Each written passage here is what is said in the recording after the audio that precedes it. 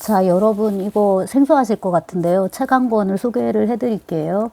제목은 세계 사이. 세계는 세계고요. 사이는 A와 B 사이 할 때 그 사이입니다. 이거를 쓴 사람은 최정우예요. 그리고 이 책에는 이제 부제가 붙어 있는데 찢어진 예술, 흩어진 문학, 남겨진 사유.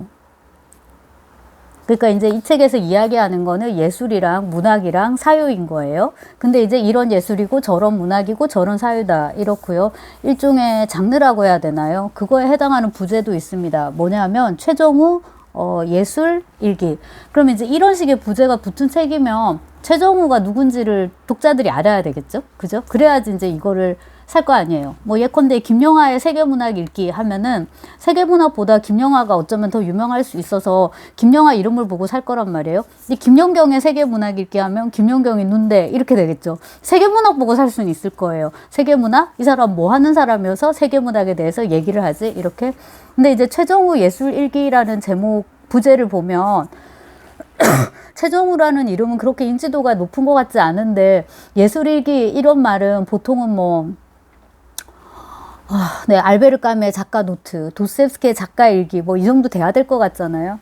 한마디로 말해서 굉장히 그 자신만만하고 오만한 그런 이제 부제라는 느낌이 드는데 도대체 어떤 저자길래 이제 이런 책을 냈을까?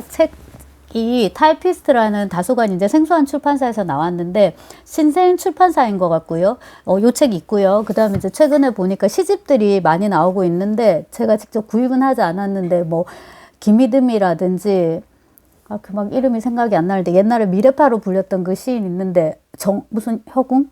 네, 아무튼 이제 그렇게 이름을 보면 알만한 양한다 이런 시인이라든지 젊은 시인들요 좀 들어가 있고 김이듬 씨는 그렇게 젊지는 않지만 저보다 좀 나이가 많으니까 아무튼 이제 활발하게 활동하는 시인들 시집을 좀 내는 것 같고 그 다음에 이제 이런 식의 일종의 이론적 에세이라고 해야 되나 이런 이제 책이 있습니다. 꽤 두꺼워요. 그리고 이제 이 일기라는 말이 얘기를 하듯이 형식이 굉장히 뭐라고 한마디로 정의할 수 없는 다양한 형식의 글들이 이제 섞여 있다. 굉장히 혼종적인 이제 글쓰기를 하고 있는데요. 다 읽지 않았고요. 뭐 다 읽으라고 쓴 책도 아닌 것 같고요. 이 최정우라는 이제 저자가 누구냐면 최정우는요, 자기소개를 철학자, 음악가, 비평가, 미학자 이렇게 하고 제가 링크를 해드릴게요. 거기 타이피스트나 혹은 이제 최정우의 유튜브 채널이 있어요. 거기에 이제 또 소개된 걸 보면 번역가도 하나 넣었더라고요. 밭다유를 번역을 했더라고요. 이거를 찾으면서 이제 알게 됐는데 책 제목은 저주의 몫인데 제가 지금 마침 그 책은 없어갖고 그냥 밭다유 집에 있는 거 아무거나 갖다 놨는데요. 네, 이제 그런 거 번역도 하고 있고요. 이 사람은 77년 태어났고요. 그러니까 이제 나이는 좀 되는 거예요. 뭐 거에 다 바라보는 거잖아요. 이제 서울대를 나왔는데 아마 이제 학부는 미학과하고 석사를 불문과에서 완전히 끝냈는지 말았는지 모르겠는데 아무튼 석사를 다녔고 비평을 하면서 이런 식의 이제 글쓰기를 하면서 그 최정우가 갖고 있는 굉장히 제 입장에서 독특한 정체성 중에 하나는 뭐였냐면 음악가예요, 음악가. 노래도 부르고요. 연주도 하고요. 전자기타 그런 거 연주하고 최정우가 트윗을 하는데 트윗에 보면 피아노 바하 뭐 이런 거 치는 거 또 차이콥스키인가 이런 거 이제 연주하는 영상들 짧게 해서 올려요.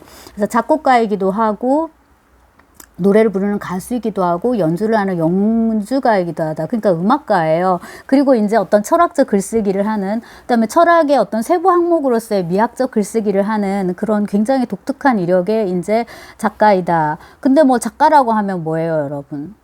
책이 있어야죠. 그래서 최정우가 맨 처음에 낸 책이 사유의 악보입니다. 이것도 부제가 엄청 길어요. 이론의 교배와 참고를 위한 불협화음의 비평들. 자음과 모음 2011년. 그 다음에 나온 건 문학동네에서 2020년인데요. 드물고 남루한, 해프고 고귀한, 미학의 전장, 정치의 지도. 그러니까 제목은 드물고 남루한, 쉼표 해프고 고귀한인데 본인은 여기에 뭔가 어마어마한 의미를 담은 것 같고 이 언어 조합이 굉장히 마음에 들었겠죠, 작가는.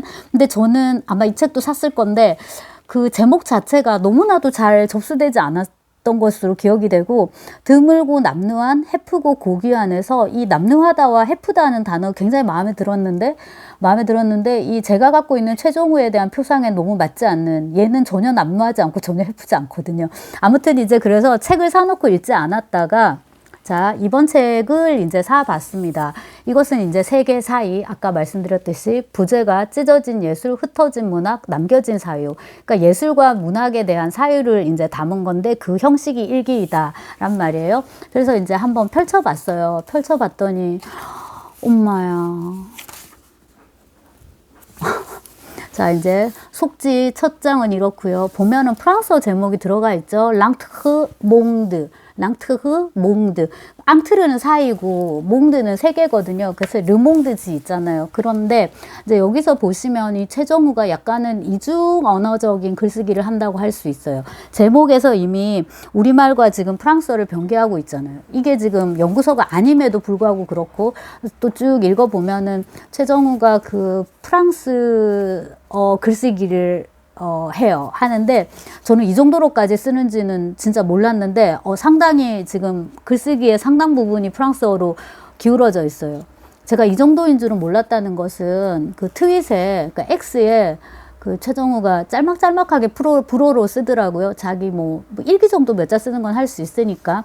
이때 일기라는 건 진짜 일기라는 게 아니라 그렇게 이제 짤막한 기록 정도는 프랑스어로 할 수 있을 거니까.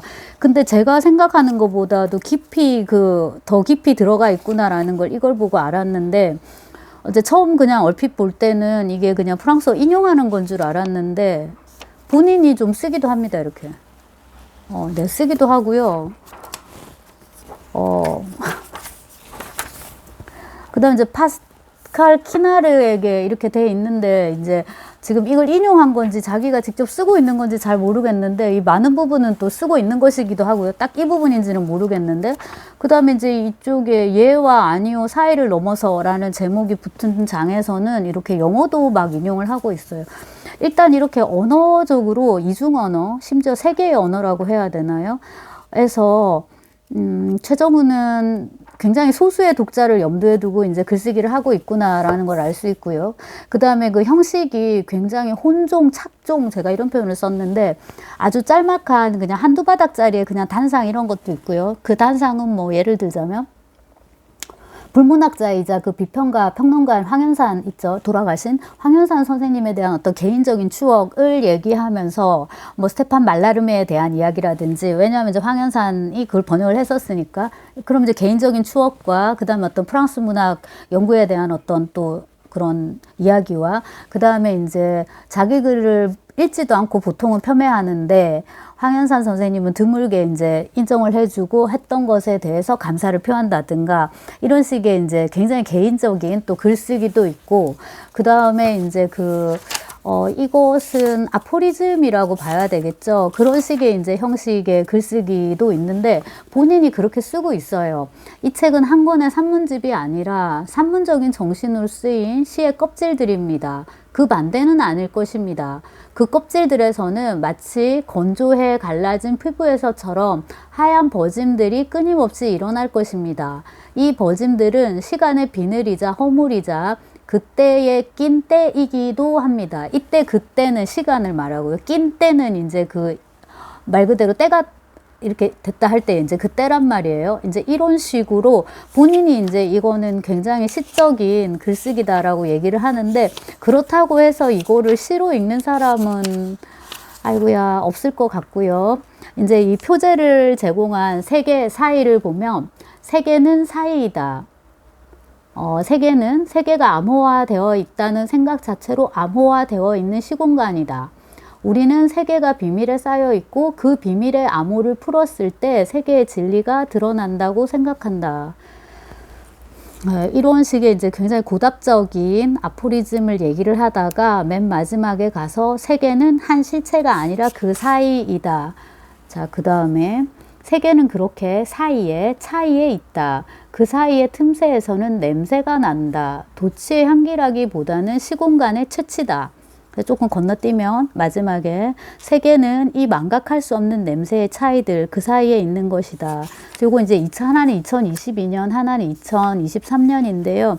글이 쓰인 연도를 보니까 그 전에 나왔던 남루하고 이거는 이제 2020이지만은 그 전에 이 사유약보 2011 요거를 생각해 보면 그거를 쓰고 나서 자기가 이렇게 단상으로 메모했던 글들을 쭉 모은 것 같더라고요. 그러니까 글의 시차가 제가 꼼꼼하게 살피진 않았는데 아마 10년 가까이, 최소 5년은 넘는 것 같더라고요. 그거를 이제 쭉 훑어보면서 한 권의 책으로 만들기 위해서 노력을 이제 한 흔적이 보이고, 아무리 봐도 글들이 서로 너무 일질적이다 보니까 만약에 이거를 비평집 같은 걸로, 평론집 같은 걸로 이제 기획을 했더라면은 권수가 안 나왔을 것 같고요. 그런 식의 어떤 형식이 필요한 엄정한 류의 그런 글쓰기는 아니에요. 어떤 최정호만이 쓸 수 있는 어떤 굉장히 자유분방한 이제 형식의 글쓰기인데, 지금 읽어드린 이제 이런 것들 뭔 소리를 하고 있는지 잘 모르겠는. 만약에 이거를 예를 들어서 뭐 푸코의 유고라든지 뭐 이게 둘레즈의 유고라든지 데리다나 이러면 뭐 우리가 공들여서 읽겠지만은, 최정우가 누구죠? 최정우가 쓴 건데 우리가 이렇게 공들여서 읽을까요? 이제 생각해 보면 싶은 그런 거예요. 근데 이제 저는 왜 읽고 있죠? 이제 좀 이따가 말씀을 드릴 거고요. 그 다음에 이제 굉장히 사적인 글쓰기, 냄새의 집에 색채의 각인, 요게 제목이고요. 2012년 10월 즈음 처음에 파리에 도착하여 외국인 노동자로서 이주 생활을 시작했을 때의 가을 내음을 여전히 기억하고 있다. 내음에는 색채가 있다. 그 내음이 지배하는 풍경은 마음 한구석을 텅 비우듯 매우 쓸쓸하면서도 사람을 잡아 이끄는 어두운 매력을 지닌 것이어서 매번 이곳에 찬바람이 불기 시작하는 계절이 될 때면 그 첫 순간의 느낌도 강력하게 살아난다. 그러므로 나는 이 느낌이 현재적으로 촉발된 것인지 아니면 기억이 재생하는 조건 반사적 환영인지 이제 와서는 알 수 없게 되었다. 아무도 없기에 가장 외롭지만 가장 자유로운 느낌. 그 느낌은 다시 한번 말하지만 매우 쓸쓸하고 어두운 것이다. 하지만 동시에 매우 편안하고 포근한 것이기도 하다. 그러나 나는 여기서 단순히 양가적인 감정이 공존한다고 말하고 싶은 것은 아니다. 그래서 들어보시면 이런 류의 글에 매력을 느끼는 굉장히 소수의 독자만이 읽을 수 있는 글이다. 게다가 지금 제가 읽어서 여러분들 잘 모르시겠지만, 책을 보면은 일반적으로 그냥 진하게 검게 쓴 부분이 있는 반면 약간 연하게, 이런 건 뭐 어쩌면은 괄호로 쓸 수도 있을 건데 그렇게 이제 돼 있어요. 그래서 도대체 뭐 하자는 글쓰기인지 좀 의구심을 가질 수 있는 그런 글이지만, 여기 써놨잖아요. 사유. 남겨진 사유. 네, 남겨진 사유. 달이 기울 때 늑대들은 차고 넘친다. 이미 개와 늑대의 시간은 그 사이를 지운다. 달빛이 그 사이로 찰 때 빛은 지워진다. 정우가 시를 쓰고 싶어 하는 것 같네요. 달이 차고 다시 기울 때 날은 차고 울음소리는 점점 더 상산된 자연을 담는다. 밤이 자신의 냄새와 색채를 더욱 짙게 들이운다. 네, 최정우가 시를 쓰고 싶어 하는 것 같습니다. 쭉 내려가서 계속 읽어볼까요? 마치 세상의 종말이 곧 도래할 것처럼 물병을 박스채로 사서 쟁여 놓는다. 마치 종말 이후를 준비하는 것처럼, 아니 마치 종말 이후에도 더 준비할 것이 남아있다는 듯이. 조금 건너뛰고, 삶은 그렇게 죽음으로 이동하고 죽음은 다시 삶 속에 주거한다. 네, 최정우가 이제 어떤 이런 식의 사유의 끝에서 미학과 철학 공부의 한 지점에서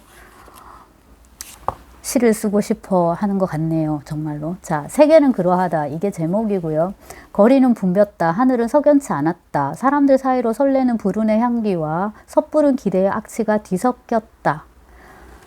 그저 적당하다고 말할 수밖에 없는 구름이 또한 그저 적당하다고 밖에 말할 수 없는 햇빛을 그렇게 그럭저럭 감추고 또 그럭저럭 드러내 주고 있었을 뿐이었다. 뭐 이런 식의 문장들, 여기 적당하다고 밖에 말할 수 없는 햇빛, 이런 수식어들 좀 눈에 들어오고요. 그 다음에 이제 그 말씀드린 황현산 선생님에 대한 어떤 감사, 그런 느낌들. 그 다음에 이제 본인의 어떤 활동에 대한 되짚기, 반성적 사고인데요. 나는 음악이 언어화할 수 없는 어떤 사유를 위한 하나의 시간적 표현이라고 생각하며, 동시에 사유가 음악화되어야 하는 어떤 언어를 위한 하나의 공간적 구조라고 생각하기 때문이다. 그러니까 음악은 뭐예요? 사유를 위한 시간적 표현인 거고요. 그 다음에 이제 사유라는 거는 언젠가는 그게 아마 음악화 될 거예요. 그거를 위한 하나의 공간적 구조다라고 이제 볼 수 있다. 어렵습니다, 여러분. 사회와 음악은 그렇게 내게 하나의 시공간을 가르는 비언어가 된다. 사회도 이제 언어화 되기 전에 비언어. 근데 이제 언어화를 지향하겠죠, 그게. 그리고 이 말은 그 어느 때보다도 더욱 깊이 음미되어야 한다. 저는 이 말이 왜 이렇게 웃기죠? 두 번째 붙은 이 말이. 네, 어느 때보다도 더욱 깊이 음미되어야죠. 그러니까 자기가 이제 이거 강조하는 건데. 이는 나의 첫 번째 저작인 사회악보, 이론의 교배와 창고를 위한 불협화음의 비평들에서부터 이미 정식화되어 표명된 것이었으며, 나의 두 번째 저작, 드물고 남루한, 해프고 고귀한 미학의 전장, 정치의 지도를 통해 더욱 구체화되어 제시된 것이기도 하다. 그 다음에 이제 제가 잘 몰라서 그런데 음악을 많이 하고 있거든요. 그 레나타 스위사이드, 여기에 이제 속해 있는데 이게 음악 밴드거든요. 여기서 이제 앨범도 내고, 독주 이런 앨범도 내고, 그 다음에 이창동 감독의 영화 시에서 최정우가 음악 감독을 맡았더라고요. 그런 것도 있고. 그래서 음악을 사유하기, 사유를 음악하기. 이런 제목으로 공연도, 지금도 계속 이제 공연을 하고 있습니다. 그러면 이제 자연스럽게 이렇게 여기서 드는 질문은 무엇인가? 무엇을 먹고 사느냐? 네, 뭔가를 먹고 살아야 되는데 이런 식의 글쓰기를 통해 가지고 먹고 살진 않겠죠. 그 다음에 이제 음악이라도 뭐 딱 들어보시면은 뭐 이렇게 어떤 그걸 뭐라고 표현하나요? 이거는 인디밴드라고 하나요? 이런 거를 통해서 이제 뭐를 먹고 사느냐. 제가 이제 이런 음악 하는 선배 한 명 알고 있는데, 시도 쓰는 선배인데요. 자, 시도 쓰는 선배인데요. 또 갑자기 이름이 생각이 안 나네요. 성기환이라고 이제 시도 쓰고 음악도 하는 이제 선배인데요. 그 선배 같은 경우에도 이제 결국에는 어디로 갑니까? 대학에 자리를 잡았죠. 안 그러면 이제 먹고 살기가 워낙에 힘드니까요. 최정우도 마찬가지입니다. 최정우는 프랑스에 있는 어떤 대학에서 한국어를 가르치고 있어요.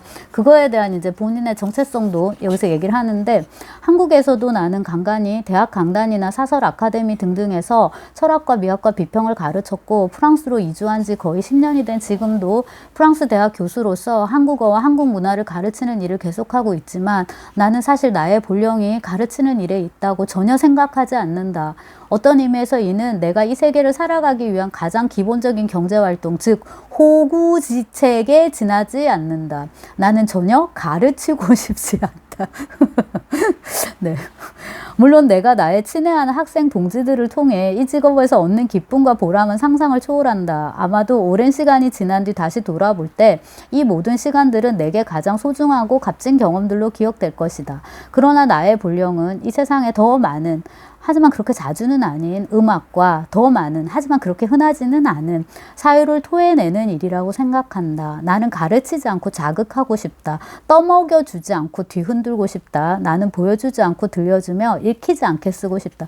굉장히 프랑스 문학적인, 프랑스 철학적인 글쓰기죠. 그죠? 그런 느낌이 들고, 제가 그 어려워서 읽지 못했다는 자크 랑시에르하고 랑시에르 댁을 방문했던가, 그런데 이제 소파에 앉아 갖고 있는 사진을 이 최정우가 트윗에 올렸더라고요. 이제 그런 식의 어떤 프랑스 문학과 철학의 그거를 공부를 많이 한 사람만이 쓸 수 있는 또 그런 글쓰기이기도 하고요. 소설로 치자면은 이제 그 서울대 불문과를 나온 최수철이나 이인성이나, 특히 이제 이인성 한창 이제 글을 잘 쓸 때, 소설을 잘 쓸 때 이인성의 그런 전위적인 글쓰기 같은 것이 이제 느껴지기도 하고, 그런 쪽으로 해서 이제 조금 더 고전적으로, 또한 이제 우리가 많이 읽을 수 있는, 쉽게 재밌게 읽을 수 있는 버전으로는 김승옥이 있겠죠. 그죠? 감각적이니까. 근데 이제 이 맥락의 이 불문학도들의 지금 글쓰기는 너무 난해하고, 좀 한편으로는 제가 볼 때는 너무 좀 겉멋이 있지 않나 싶은데, 이거를 제가 비난조로 얘기하는 건 정말 절대로 아니고요. 어떤 의미에서냐 하면은, 유시민이 어디 칼럼에 쓴 건지 뭐 나와서 말한 건지 모르겠는데, 글을 복잡하게 쓰는 사람은 사기를 치려는 사람이라고. 그러니까 자기가 뭘 말하는지 분명하지 않기 때문에, 혹은 분명하게 말할 게 있어요. 근데 이거를 그대로 말하면 안 될 것 같으니까 사기를 치기 위해서 어쩜 복잡하게 한다는 것일 수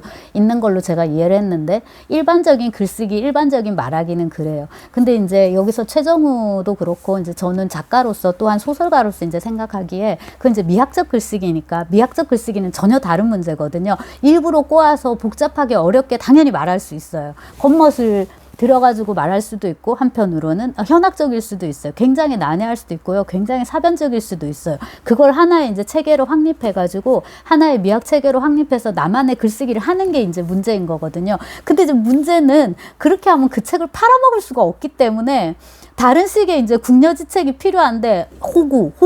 호구죠, 호구. 이 호구지책이 이제 필요한데, 최정우는 이제 프랑스에서 한국어를 가르치고 있다. 근데 이번에 이제 이 책 읽고 좀 검색을 해보니까 그 최정우의 유튜브에 보면 최정우가 프랑스어로 한국어 강의를 하는 영상이 있는데, 제가 그것을 보고서 엄마야. 그래서 너무 놀란 게, 저도 짧은 시간 외국에 체류를 했었고 3년이긴 하지만 그 다음에 이제 대학의 제도 속에서 그 러시아어를 배운 거잖아요. 근데 저는 러시아어를 되게 못하고, 만약에 저보고 러시아어로 강의를 하라고 하면은 그 국려지책으로 하기는 하겠죠. 하지만은 제가 하고 싶은 말에 절반도 표현을 못할 거란 말이죠. 근데 이 최정우의 한국어 강의 영상을 들으니까는 굉장히 프랑스어가 유창하고요. 밑에 자막이 다 이렇게 있더라고요. 그리고 아마도 이제 강좌의 특성상 외국어 강의니까요. 발음이 굉장히 또박또박하고, 거기서 이제 우리말을 설명을 할 때도 저는 고양이를 좋아한다. 이것도 이제 빨리 발음해버리면 안 되잖아요. 하나하나 끊어가지고. 왜냐하면 한국어를 배우려고 하는 프랑스인들을 상대로 하는 강의니까요. 그래서 굉장히 강의가 좋아서 깜짝 놀랐고, 여기서 이제 드는 생각이, 최정우를 아는 많은 사람들은 정우야, 어쩌면 그게 너의 본령. 네, 그게 너의 본령인 것 같아. 이거를 호구지책으로만 생각하지 말고 정말 너의 이 업으로 생각하고 차라리 그 일을 더 열심히 하기를 바래라고 말해주고 싶을지도 모르겠어요. 그 비슷하게 많은 사람들이 저에게 팔리지도 않는 소설 그만 쓰고, 심지어 자비로 그렇게 소설책 낼 바에는 차라리 번역이나 하고, 그 다음에 학회나 교수들 열심히 찾아다니면서 지금 더 인사를 좀 이렇게, 정치죠. 그거를 하면서 빨리 지금 자리 날 때 어디든 자리라도 빨리 잡아라고 말하는 사람들이 있는 거하고 똑같이, 아마 최정우에게도 누군가는 그렇게 말할 수 있겠다 싶을 정도로 최정우의 한국말 강의가 훌륭했다라는 게 있고요. 이제 음악에 대해서는 제가 음악을 모르니까, 하지만 아주 오래전에 한 20년 가까이 된 것 같은데 이 최정우 밴드 공연을 들었었거든요. 너무 시끄러워가지고 죽는 줄 알았는데, 제가 음악을 몰라가지고, 예, 이제 그래서 그런데 뭔가 전기 기타 이제 이런 거 치면서 뭔가에 굉장히 이제 본인은 몰입해서 하는 이제 그 모습 자체는 되게 아름다웠어요. 그 다른 또 멤버들하고 같이. 근데 이제 음악이 너무 이제 시끄러워가지고. 근데 이제 아무튼 이제 음악을 본인은 계속 하는 거고요. 이 창작이 좋은 거죠. 그 다음에 이제 아까 본인도 말을 했듯이 그 음악적인 사유와 글로서 하는 사유가 또한 있는 것 같고요. 이 끊임없이 이 언어적인 어떤 창작과 그 다음에 음악적 사유 사이를 이렇게 기량이라고 해야 되나? 왔다 갔다 하면서 이제 그렇게 잘 살고 있는 것 같고요. 제가 다 읽지는 않았고 다 읽지도 않을 거예요. 이 책을 산 이유는 뭐냐면 오로지 이 개인에 대한 추억 때문인데요. 제가 얘랑 친했는지도 이제 생각이 나지 않는데, 대학원 다닐 때 박사 과정이었고 제가 조교 대행을 한 적이 있거든요. 네, 조교 권한 대행을 한 적이 있는데, 20대 초중반이네요. 이제 그 무렵에 특히나 이제 이 최정우와의 어떤 추억도 있고요.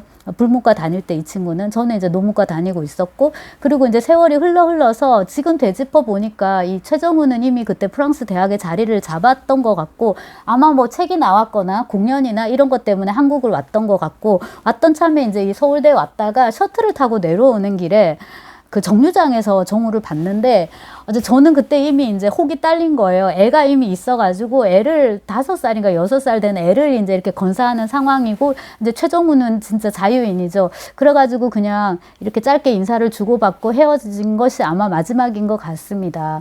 근데 이제 찾아보니까 유튜브에 이런저런 영상도 뜨고, 그 다음에 유튜브는 지금 안 거고 이 트윗에 올릴 때마다 이제 제가 들어가서 보거든요. 최정우는 람혼이라는 그 닉네임을, 별명을 이제 쓰고 있는데, 이 람혼이 얘의 이제 아바타예요. 옛날에 알라딘에서 이제 블로그 할 때도, 지금 하는지 모르겠는데, 그런데 이 최정우는 정치적 입장이 굉장히 명확한 어떤 학자 혹은 이제 작가 혹은 이제 음악가인데요. 굉장히 이제 명확합니다. 그걸 이제 숨기지를 않아요. 숨기지를 않는데, 이제 결국 김문수로 바뀌었죠. 또 하루 1일처나 한덕수가 또 됐다가 바뀌고, 또 모르죠. 내일은 김건희나 윤석열로 바뀔지. 아무튼 이제 그런 의구심이 지금 드는 상황인데, 1년 그렇게 바뀌기 전에 김문수 전 경기도지사에 대해서 이제 최정우가 트윗에 요런 글을 남겼어요. 제가 이거를 캡처 뜨고 어떻게 할 수 있는 방법을 몰라가지고 여기다가 이렇게 썼는데 읽어드릴게요.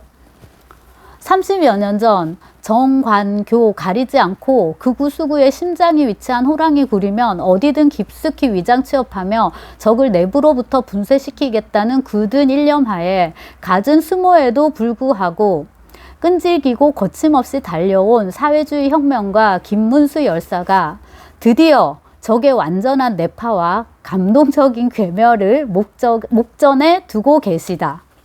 그러고서 이제 이거는 무간도나 신세계나 이스턴 프라미스, 그게 이제 반전 있는, 그 다음에 이제 무간도하고 신세계는 이렇게 교차로 이렇게 들어가 있는 거잖아요. 경찰이 어디에요? 이 범죄 집단에 들어가 있는 거고, 무간도. 또 그 다음에 이제 반대로 또 범죄 집단의 스파이가 경찰 안에 들어가 있는 거, 유독화랑 양조위. 신세계는 그렇게까지 꼬이지는 않고, 이제 이정재가 저기 들어가 있고, 황정민이랑 이제 브로맨스, 아무튼 그런 이제 영화. 그 다음에 그 이스턴 프라미스도 어릴 때 데이비드 크로넨버그 감독 영화죠. 이게 비고 모르텐슨이잖아요. 저 북유럽 쪽 그런 배우가 나오는 건데, 그것도 뭔가 굉장히 감동 깊게 봤던 것 같아요. 네. 자, 그래서 이제 그런 것도 울고 갈 정도의 이거는 위장 취업을 통한 어마어마한 이제 미션을 지금 이 김문수 열사가 지금 이제 수행 중이다라는 거, 굉장히 비꼬아서 얘기를 하는 거예요. 근데 이런 식의 이제 굉장히 파토스가 넘치는 어떤 글쓰기를 하고 있어요. 그리고 지금 제가 글을 되게 그러니까 글을 육필이 제가 진짜 엉망이거든요. 원래도 글을 못 썼는데, 이제 이 관절염이라 그러죠. 이 관절염. 이거 뭐라 그럽니까? 이런 걸. 퇴행성 관절염이라 그래요. 그러니까 류마티스는 없고요. 그냥 이제 나빠지는 거죠. 퇴행성 관절염이고, 겸사겸사 이제 저는 엄마가 당연히 이제 이른바 육체적인 노동을 했기 때문에 그런 줄 알았어요. 엄마가 손가락이 다 돌아가 있거든요.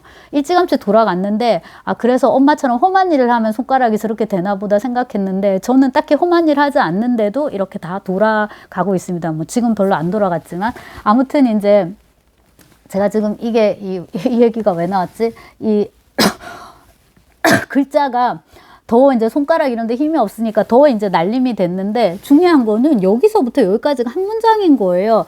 근데 이 최정우의 트윗에 재밌는 얘기들이 많아가지고 제가 조금 더 소개를 하려고 했는데, 예를 들자면 자기 책에 그 사회학부에서 가져온 말인데, 마르크스 있잖아요. 마르크스. 그 마르크스를 우리말로 어떻게 번역할 것인가. 그러면 이걸 번역이죠. 일종의 표기할 것인가.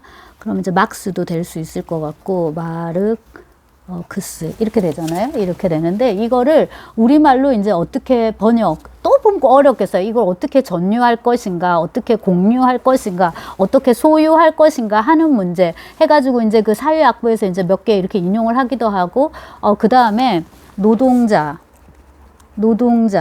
근로자, 이 레이버 있잖아요. 이 노동하는 사람. 이것도 이제 다양하게 어떻게 이제 번역이 될 수 있을 건데, 사실 이 번역 속에 들어가 있는 여러 함의들이 많단 말이에요. 그런 문제들 때 제가 지금 말하는 것보다 훨씬 더 많은 의미를 집어넣어가지고 이제 글을 쓰고 있는데, 제가 손가락이 아파갖고 쓰다가 소개를 하지 못했고, 이 김문수 지금 후보에 대해서는 말이 너무 재미있고, 그 다음에 이제 이거는 최정우에 대한 영상이니까 한편으로는 이제 최정우의 글쓰기가 어디로 향하는지를 보여주는 대목이기도 한 거죠. 문체도 보이고요. 굉장히 현란하고 수식이 많고 길고 읽다가 지칠 것 같은 그런 문장이에요. 그래서 그 뭔가 선동적이고 뭐 진취적이고 이렇게 뭐라 해야 되나, 대자보식 문체는 정말 아닌 거죠. 대자보식 문체는 진짜 짧아야 되거든요. 그래야지 사람들이 많이 읽고 퍼뜨리고 하죠. 근데 굉장히 학적인 그런 문체라는 생각이 들고요. 학술적인 것이 아니라면 굉장히 문학적이고 미학적인 문체, 그런 글쓰기를 하고 있구나라는 생각이 들고, 한편으로는 최정우가 조금 외로울까요?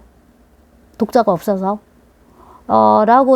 라는 질문을 살풋 던져봤지만, 아마 뭐 내가 알고 있는 최정우는 그렇지 않을 거다라는 생각이 들고, 아주 어렸을 때 우리 나이 또래는 보통 다 형제자매가 있는데 한 둘, 셋 정도는 다 낳을 때니까, 최정우는 제 기억에 혼자였어요. 그래서 저는 이제 동생이 둘이나 있는 상황이어서 그거를 물었던 것 같아요. 너는 혼자면 외롭지 않냐? 그랬더니 사람들이 그 질문을 되게 많이 한대요. 많이 하는데 원래부터 혼자여가지고 그걸 별로 모르고 자랐다라고 말을 하더라고요. 그땐 그게 조금 우아스럽고, 저게 분명히 결핍일 건데 쟤는 좀 아닌 척하는 게 아니야 라는 생각을 25살에 저는 아마 했을지도 모르겠어요. 근데 제가 지금 생각하는 거는 정우가 정말 그랬겠구나 하는 생각이에요. 애초부터 그게 없으면은 뭐 크게 결핍 같은 거를 또 못 느꼈을 것 같고, 그 다음에 이제 제 얘기로 살짝 오면 그냥 지금 이 상태가 너무 좋은 거죠. 지금 또 할 일도 많고 오늘에 또 뭔가가 있고, 그래서 그것도 중요한 게 아니고, 그래서 지금 이 책과 더